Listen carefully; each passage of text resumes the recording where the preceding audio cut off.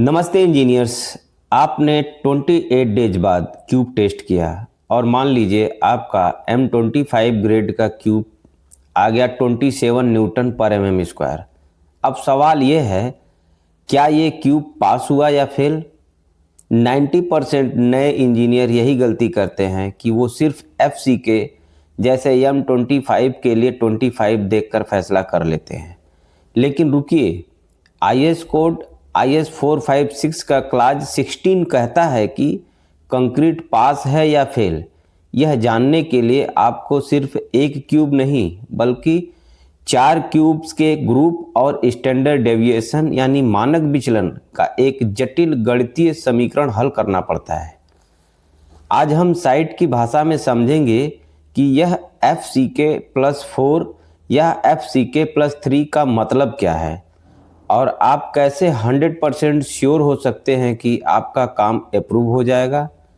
यह वीडियो आपकी साइट की क्वालिटी कंट्रोल रिपोर्ट को फेल होने से बचाएगा। तो चलिए शुरू करते हैं। Table 11 characteristic compressive strength compliance requirement class 16.1 and 16.3 क्या कहता है? Specified grade, mean of the group of 4 non overlapping consecutive test result newton पर mm स्क्वायर, और दूसरा इधर individual test result in newton पर mm स्क्वायर। इसका मतलब क्या है दोस्तों? हम आज समझते हैं कि M15 स्पेसिफाइड ग्रेड M15 है तो इसके लिए क्या रूल्स बनाए गए हैं। More than FCK plus 0.825 into established standard deviation rounded off to nearest 0.5 Newton पर mm स्क्वायर। मतलब इसका मतलब क्या कहता है? इस पॉइंट का कहता है कि किसी भी 4 लगातार और नॉन ओवरलैपिंग टेस्ट रिजल्ट के ग्रुप का मीन यानी मध्य न्यूटन पर mm स्क्वायर में यह होना चाहिए FCK plus 0.825 into established standard deviation, जिसे कि निकटतम 0.5 न्यूटन पर मिलीमीटर स्क्वायर तक राउंड किया जाए। इसको हम सरल शब्दों में समझेंगे तो 4 लगातार टेस्ट रिजल्ट के औसत का मान ऊपर बताए गए फार्मूले से कम नहीं होना चाहिए। मतलब 4 लगातार टेस्ट का जो रिजल्ट हो गया इस फार्मूले के आधार पर जो रिजल्ट आएगा उससे कम नहीं होना चाहिए। आर FCK+3 न्यूटन पर mm square, or FCK+3 newton पर mm square whichever is greater, या इसी का मतलब यहां पे कह रहा है कि या प्रत्येक इंडिविजुअल टेस्ट रिजल्ट न्यूटन पर mm स्क्वायर में कम से कम FCK -3 न्यूटन पर mm स्क्वायर होना चाहिए। मतलब एक क्यूब टेस्ट का परिणाम FCK से 3 न्यूटन पर mm स्क्वायर से ज्यादा कम नहीं होना चाहिए।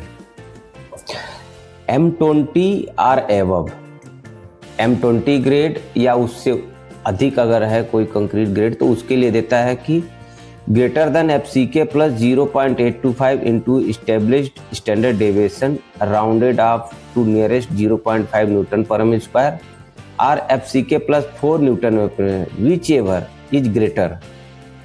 इसका मतलब कि M20 या एबव के लिए कहता है किसी भी 4 लगातार नॉन ओवरलैपिंग टेस्ट रिजल्ट के समूह का मीन न्यूटन पर mm स्क्वायर में या तो FCK plus 0.825 stabilized standard deviation जिसका कि निकटतम 0.5 न्यूटन पर mm स्क्वायर तक राउंड होना चाहिए, या फिर FCK plus 4 न्यूटन पर mm स्क्वायर जो भी अधिक हो वही मानना है। अब हम को दूसरे तरीके में समझते हैं तो M20 या उससे ऊपर के ग्रेड में समूह का औसत तय करने के लिए दोनों विकल्प देखेंगे और अधिक वाले मान को अपनाएंगे। और ये क्या कहता है? M20 या उससे ऊपर के लिए M20 या एबव के लिए प्रत्येक इंडिविजुअल टेस्ट रिजल्ट न्यूटन पर एम स्क्वायर में कम से कम FCK -4 न्यूटन पर एम स्क्वायर होना चाहिए। यानी हर एक क्यूब का रिजल्ट FCK 4 से 4 न्यूटन पर एम स्क्वायर से अधिक कम नहीं होना चाहिए।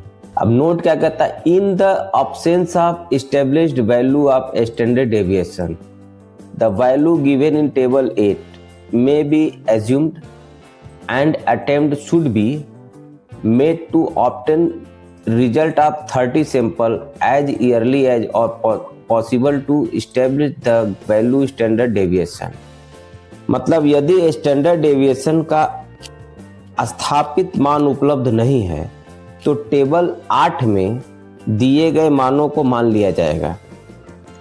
साथ ही स्टैंडर्ड डेविएशन का सही मान स्थापित करने के लिए जल्द से जल्द 30 सैंपल के परिणाम का एकत्र करने का प्रयास करेंगे।